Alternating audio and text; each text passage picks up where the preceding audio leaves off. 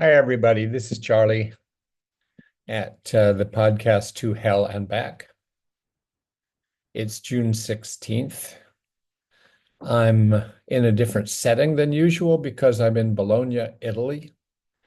I've been in Italy for about almost, I guess, a week. A week ago today, I left home and came here and spent a few days with a friend where she lives along the Adriatic Sea in a little town called Fano. Uh, Saw where she worked as a DBT psychiatrist and therapist, and ran into other people and did some work-related things and some fun-related things and some great food, of course. And then I did a 3-day training here in Bologna. I go back to Boston tomorrow. Um, and I wanted to share some thoughts with you that have occurred to me the last few days about that are among the many factors of helping to get out of hell. But they're also factors that help to just maximize the quality of your life. Um, and I haven't emphasized them that much on this podcast. So I want to talk about being in contact with reality. It sounds like a big topic, and it is, but I hope that something here will be useful to you. Um, the idea is this, is that we spend a lot of our lives not in contact with reality. And there's a lot of factors that interfere with just seeing what's going on, just being with what's going on, just feeling what's going on, and reacting to that in ways that improve the quality of our lives and the lives of other people, and that help us accomplish what we want to get done. So it's a kind of this huge set of factors that interfere with everything else that we try to do. So let me talk a little more about this, what I mean by reality. Thich Nhat Hanh and other Buddhist teachers sometimes talk about ultimate reality or dwelling or living in the ultimate. And took me quite a while of study and practice to realize that what Thich Nhat Hanh meant by the ultimate reality and being in the ultimate reality is just to be in reality, which is just to be where you are, feel what's actually going on in your life, this moment, this minute, this hour, this day. Ultimate reality doesn't mean finding some heaven or some place or some time that you go off to or that you strive for. It's just here. It's just being here. Just being where you are is the ultimate reality. And it seems like, well, of course, what a big deal. I mean, what is the big deal? I mean, aren't we all doing that? And the fact is, I think we're not doing that because so often we're living in the story that we're telling ourselves about reality. The story we're telling ourselves about our bodies, about our activities, about other people, about what's happened in our lives, uh, the stories we're telling ourselves about politics, uh, history, the future. There's just a lot of stories. It's sort of like the curse of being a human being.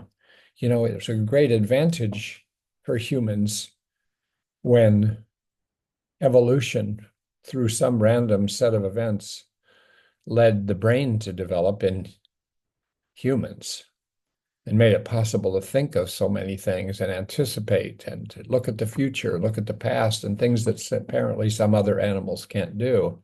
But it brought with it this kind of tendency to tell ourselves stories, to make up stories about what's going on, you know, and make up stories about what we need. You know, I need more money. I need more recognition. I need more fame. I need to fill the void that I'm feeling. And the void itself is a story we tell ourselves. And what we need to fill it is a story that we tell ourselves. And then we act on that. And then we live lives chasing things. I'm talking about our lives. I'm talking about my own life. And so the idea is that how do you remedy that? And what's the advantage in remedying that? And the remedying of that is to somehow repeatedly and as persistently as possible, just be where you are. Just be in contact with reality. Just be feeling what's happening now. If you're in a conversation with somebody, just actually being in that conversation, not in that conversation and doing a bunch of other things. If you're eating, it's to just be eating and noticing the food and noticing the experience, which will make you more likely to just eat what you need and not more than what you need, and probably make you more likely to eat kind of healthy ingredients. And that's just eating. The eating context is just a metaphor for everything else, the friendships that you need, the relationships you need. It's kind of just if you, it just makes you smarter if you are in contact with reality. I feel like as I say these things, it sounds like some kind of airy fairy point of view about things, but stick with me for a little bit. I want to make it more concrete. Um, Another big advantage, well, I'd call it an advantage of being in contact with reality, is that you probably are more likely to discover your kind of deeper self, your values. You're probably more in touch with your values, what matters to you, what you're living for, what your purpose is, what your morals are. You're probably more likely to cooperate with other people in getting things done and to cooperate with yourself rather than being at war with yourself. Uh, in other words, to maximize some of the facts about being humans, being able to think of other people. So much that's going on at the moment in the world seems that it's just dramatic breakdown, secondary to various ways of people getting caught telling stories about themselves and stories about each other, which take them away from just being a human being, a being that sort of knows that they're in other people, there but for the grace of God go I, or uh, do unto others as you would have others do unto you, and other just fundamental across the board, across different religions, across different philosophies, points of view that promote well-being and cooperation. So I think we're caught in a world of competing stories against each other, right? So what does this have to do with a podcast that often focuses on DBT? Well, when you think about it, uh, though there's many other things that DBT does, DBT has a multitude of strategies and skills to try to bring you in contact with reality. Bring the therapist, bring the patient, bring everybody in contact with actually what's going on. So let me talk about those things a bit. There's first there's the mindfulness skills. So you may think you know them, or you may think they're not that relevant somehow, that they're just kind of abstract. They're very concrete, very specific ways to come into contact with reality. There are 6 mindfulness skills in DBT. The first one is to observe. And when you observe, the idea is you're actually observing what is there. What is there in front of you? What is there around you? What other people are doing? What your feelings are about what they're doing? What your thoughts are about what's going on? What's your physiology right now? What's your perceptions? All of these things you're just observing. And so mindfulness, mindfully observing things can be anything. You could be observing, you know, listening to me right now and just listening to me, just letting the words fall into your brain and noticing them without judging them, without interpreting them further, just noticing. It sort of anchors you in what's actually going on this minute, which, while it sounds obvious and might sound simple, again, I would say it's very common that we're not actually doing that. We're not where we are. When you observe, it's sort of like you've been floating above the ground of reality, like a hot air balloon, following the stories that you're telling yourself. And then you touch down, you touch on the ground, and then you feel like, ah, that's me, or that's what's going on. And it isn't sort of complicated things, it's the simplest of things. Oh, that's what's going on in my body right now. Oh yeah, I'm breathing. Oh yeah, I'm alive. Oh yeah, I'm in contact with another person. So these are just observing. Observing is really like the first step and the repeated step and the constant step. And you need time to observe. And you need space to observe. You need a frame of mind for observing. So it doesn't always come easy, especially in our busy, crazy world. So then there's this other second skill, describe. Another skill that just sounds like, well, of course, big deal. But really, what is describing? Describing is only what you observe, and you observe something which brings you in contact with reality of whatever it is you're observing, and then you describe it with some words. When you put these words on it, it's just sort of like you're underlining the observation of reality. You're like highlighting reality.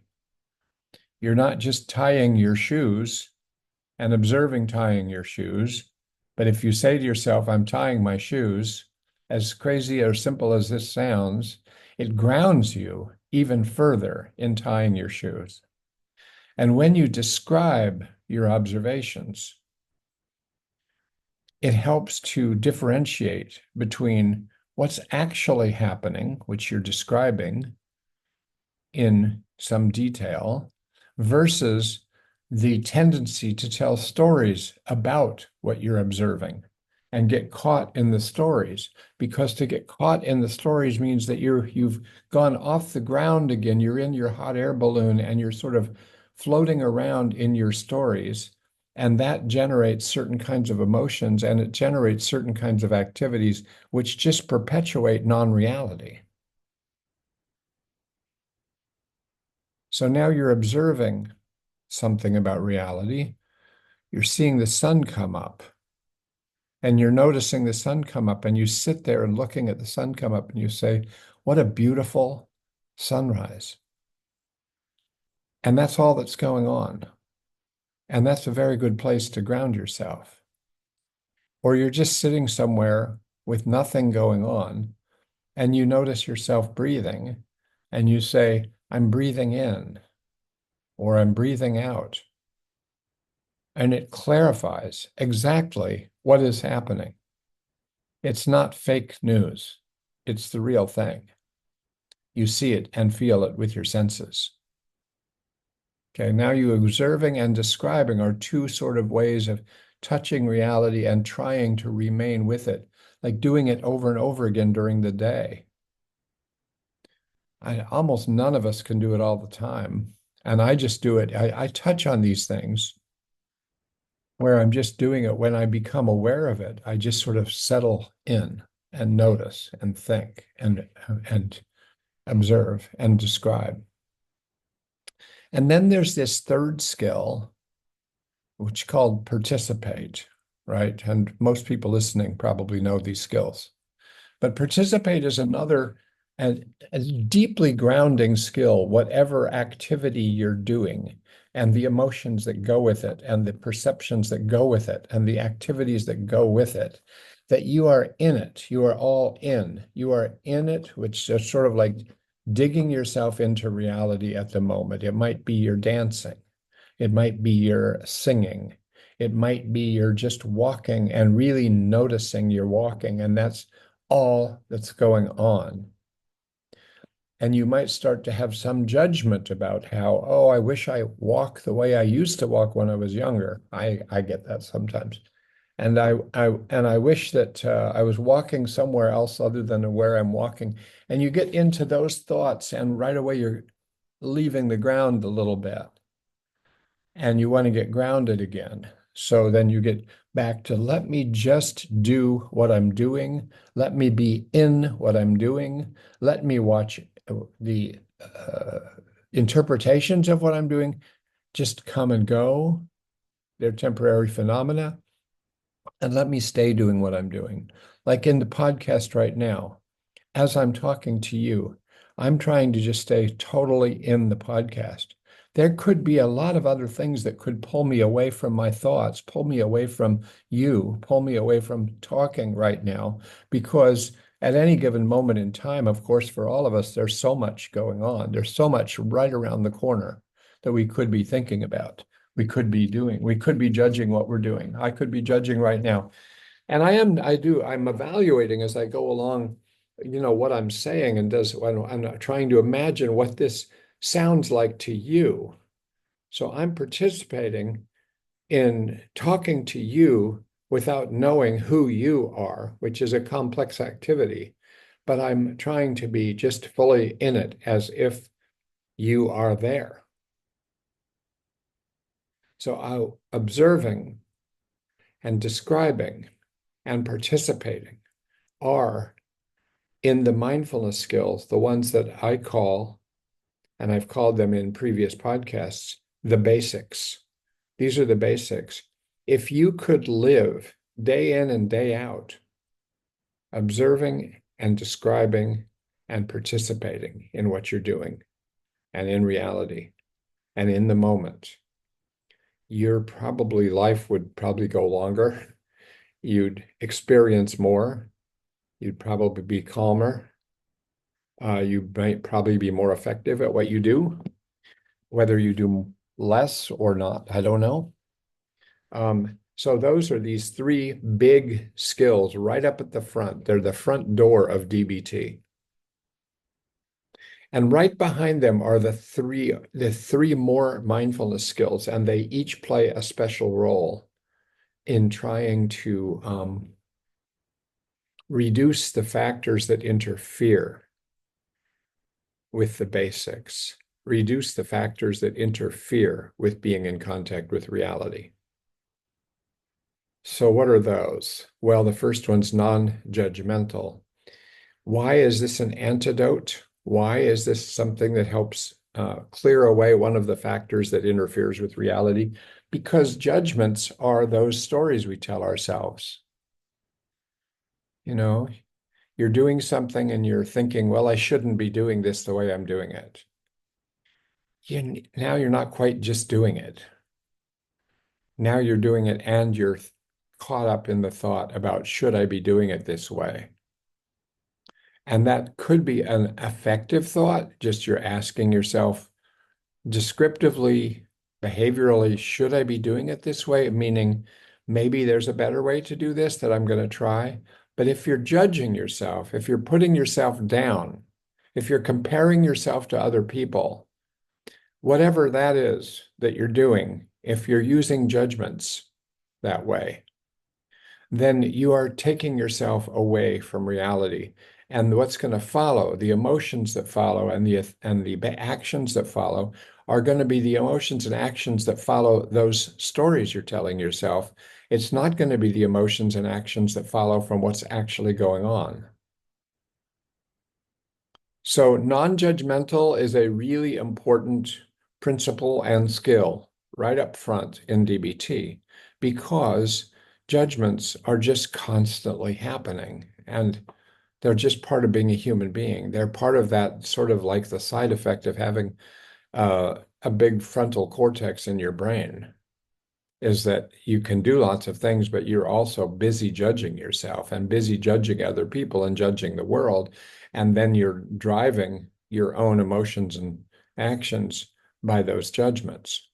So what you want to do is notice, oh, wait, I'm caught up in my judgments. I'm telling myself stories, and they're very negative stories or very positive stories, but they're a step removed, at least one step removed from actually what's going on, the simplicity of what's going on. And so you try to let go of those judgments. You try to just get back to just sort of observing and describing what's going on and letting the judgments kind of like evaporate the way clouds that are in the way of seeing evaporate. And then you can see better, right? So non-judgmental is a very big antidote that we probably need every day, if not every hour of our lives. The second of the three how skills, they're called, is another antidote. It's called one mindfully, and is the antidote to the natural human experience of trying to do too many things at once,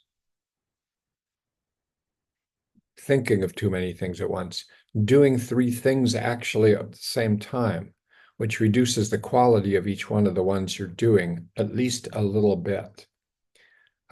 So to be one mindful is to try to clear away a second factor that interferes with just being in contact. And that's the factor of being overloaded with trying to pay attention to too many things at once, trying to do too many things at once, trying to think too many things at once. This is why also for these skills, all of them, you kind of need some time in your life. You need some space in your life. You need to not be on overdrive all the time, on the run all the time. Very hard to do these things if you're on overdrive and the run. And then there's one more how skill, one more antidote, as I'm calling them, and that's the skill of being effective.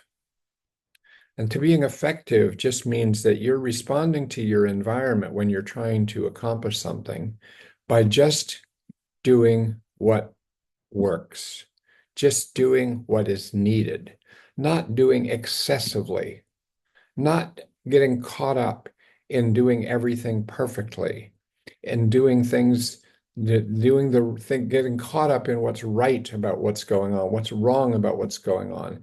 If you just want to get something done, if you want to get something accomplished, whether it's a kind of interpersonal thing, a practical thing in your life, just a very internal thing in your life, whatever it is, it's just, okay, just do it. Just simply do it and do it simply. So not only is time critical for these kinds of skills and space is critical for these, but simplicity is helpful for these kind of skills. Just do it. Just do it. Do it, as Linehan would say, do what works. So now you've got these six skills, three basic ones that kind of define what you want to be doing. What grounds you in reality? What brings you to your better self? What improves the quality of your life, whether it's a life with your relationship with another person, your relationship with yourself, your relationship with your activity, with your work, with nature, with society. It's kind of like, okay, all of these six skills are very helpful. But there's others too that I know most of you, at least DBT people, are aware of. Radical acceptance is a big skill. It's sort of practically a philosophy more than a skill. I mean, but it is also a skill, and it's built into DBT in a way that's very central. It comes up over and over again. So radical acceptance is one of the big ones. And radical acceptance means the radical acceptance of reality. It means actually responding to noticing what reality is rather than the stories you're telling yourself about reality, rather than ignoring reality, rather than having a kind of exaggerated emphasis on reality in a way that sort of takes it beyond what it really is, and just accepting that it is what it is. And that includes accepting things that are uncomfortable, accepting things that you don't like that are going on, but that are actually going on, and that you're better off in so many ways if you actually see and accept what's going on. And then you can respond to what's going on. By accepting what's going on doesn't mean you have to go along with it, but it means that you actually have clear vision about what's going on. So radical acceptance, now that I think of it, could have been renamed clear vision, because it's just seeing things as they are, and then you can respond to them in lots of different ways. So radical acceptance is another sort of ground touching contact in reality with reality kind of thing to do over and over again. Accept the reality of somebody that you can't change in the moment, somebody that you wish would change, but they aren't changing, some situation in society that you wish would change, but it's not changing at the moment. So for the moment, you're wise and skillful to just accept this is what is happening, and maybe to accept, and there isn't something I can do about it this minute, but when I can, I want to do something about it.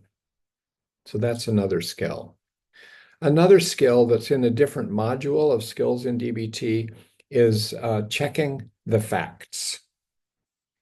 And this is the skill of when you're noticing emotions that you're having that are kind of troubling, difficult, or intense, that it's checking the facts. Like, are these emotions, you're literally asking, are these emotions justified by reality, or are they justified by a story I'm telling myself about reality? So if they're justified by reality and you want to change your emotions, then it just naturally leads you to try to fix reality or do something about reality, problem solving reality. Right. So something's really bothering you, really, you're really upset about it, or you're frightened about it, or you're ashamed of something that's going on. Whatever it is, if it's really a troubling emotion that you want to do something about, you might want to first ask yourself, is this aligned with reality? Is this a response to reality, or is this a response to what I'm telling myself about reality? And if it is a response to reality, there is really something to be afraid of. There is really something to be anxious about. There is really something to be ashamed of. Then it moves you in the direction of, then I better take care of that. I better do something about that.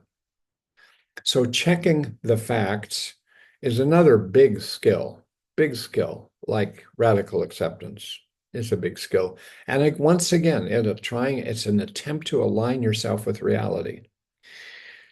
And then there's another skill that follows from that, as many of you know. Um, if when you check the facts, you realize that you're not responding to reality so much, you're responding to what you're telling yourself about reality, and you want to change your emotion, and you're one step removed from reality, the real reality, then you want to approach reality, which is basically to act opposite the urge to run away, to act opposite the urge to bury something. Don't bury it, be with it. Don't hide it. Bring it out. Don't run away from it. Stay with it. Even approach it. All of these, and there's many ways depending on what the emotion is, but the idea is that if you are responding to a story based on your past or something else that you've heard, but then when you check the facts and you realize that it's not real what you're responding to, it's internal, it's real in the sense that it's the story you're telling, it's the real story you're telling yourself, but it's not the same as reality. Then you want to approach reality. And another way to approach reality is to act opposite the urge to distort reality, to run away from reality, to do some damage with how you're responding to reality. So you act opposite, and you act opposite in different ways depending on exactly what the urge is that goes with the emotion that you're having trouble with. So that's another big skill that helps you be in touch with reality. A couple more. When you go through these, you start to realize, wow, DBT is dedicated to actually living in reality and actually responding skillfully to reality in a way that works towards things that matter to you or matter to other people that matter to you. So another one is observing thoughts. This is a direct approach to recognizing that the stories you're telling yourself are stories you're telling yourself. That's exactly what they are. Because when you start to observe thoughts mindfully, and you're just sitting there, or you're just walking along, or you're just lying there, and you're noticing that your mind keeps running off in like scripts, you're telling stories, you're watching movies in your mind, you might say. And those movies just keep coming, and those scripts just keep coming because the mind generates these kind of stories. Your mind is thick with stories. And so if you can develop the skill of just being an observer of those stories, an observer of thoughts, which is a really challenging skill to do because thoughts are so slippery. They come so quick, they come out of what seems like nowhere, and then there they are. And before you can even think that they are thoughts, you actually already think that they are reality. Then you have to catch that. So then when you start to observe thoughts, like just sit there and start by noticing your breath going in and out. Just breathing in, I see that my breath is coming in. Breathing out, I see that my breath is going out. Okay, you're in touch with reality. Keep doing that, or some other grounding observations. And then you'll notice that thoughts will start to fly through your mind. And when they do, if you do it for a while, if you do it for 10 minutes, if you do it for 20 minutes, you start to realize, oh my God, it is a nonstop newsreel going on in my brain that I'm making up. It just never stops. And then you start to have a different relationship to those thoughts. Rather than saying, oh my God, to some thought that's a little troubling thought, you say, there's that thought again. Oh, yeah, I'm thinking that. I'm thinking that person doesn't like me, where you really don't know that. I'm thinking that person hates me. I'm thinking that I'm ugly. I'm thinking that I did a bad job. I'm thinking that I will never have a friend. All these thoughts just running along, right? And there you are, believing them, like believing them because they happen to run through your mind. And the more you do observing of thoughts, the more you just realize that's just the nature of the universe. It's the nature of being a person to have these things running through your mind. And if you can observe them running through your mind, if you have that capacity to turn on the observer, in the middle of the day when you're being troubled by some things, and you just sit there and you just say, wow, wow, look what's happening. Look what's coming through my mind. Wow. It's like getting nonstop messaging and then following that messaging as if it's real. It's like the perpetual scam that your brain is playing upon you, trying to get you convinced of something, to feel something, to do something, to believe something. So you really just want to be a scam recognizer. That's a new skill for DBT, to a scam recognition. And the scam is the scam coming from your own mind. So you've got these scams going on, you're watching. So observing thoughts is another skill that's taught in DBT, and it absolutely goes to the heart of trying to distinguish reality from the stories you tell about reality. And another one very associated with that is, of course, observing emotions. And it's a next door neighbor to observing thoughts, because thoughts come with emotions and emotions come with thoughts. So if you're observing your emotions, same thing, you're just watching the emotional mind that is running on and off all the time. And you're just noticing it. And you believe in these emotions, and you believe that the emotions must be telling you something accurate, when in fact, as we were just talking about, um, these emotions might just be coming from your interpretation of things, your storyline, and they're the same things you've been telling yourself for years, and it just keeps going. And then you react to it as if it's reality. So observing emotions is another sort of avenue in to distinguishing between reality and non-reality scams. So these are the main, I could elaborate on this stuff a lot more with different examples and everything, but this is, I've told you what I wanted to tell you. It's just been occurring to me recently in a more I don't know, decisive way than usual. It's just maybe the growth over time of just teaching these skills over and over again to the point where I'm saturated in them and I see the wisdom of them, but also just in living my reality in an era that we're in where things are really complicated, where messages are coming in social media and come in the news and all around us that are, and all kinds of conflicting things and polarized things that we get caught up in, and of course, then we believe in our own judgments about things. And if you can just sort of strip yourself back to, let me get in contact with reality, you'll probably have those kinds of experiences of, oh, actually, I just have to take care of this moment. Really, I want to be in this moment, observing what's actually going on, noticing what's going on, reacting to what's going on. And I'll probably get more closer to my simpler, moral, ethical, effective, compassionate self, rather than all of these things that are one or two or three steps removed.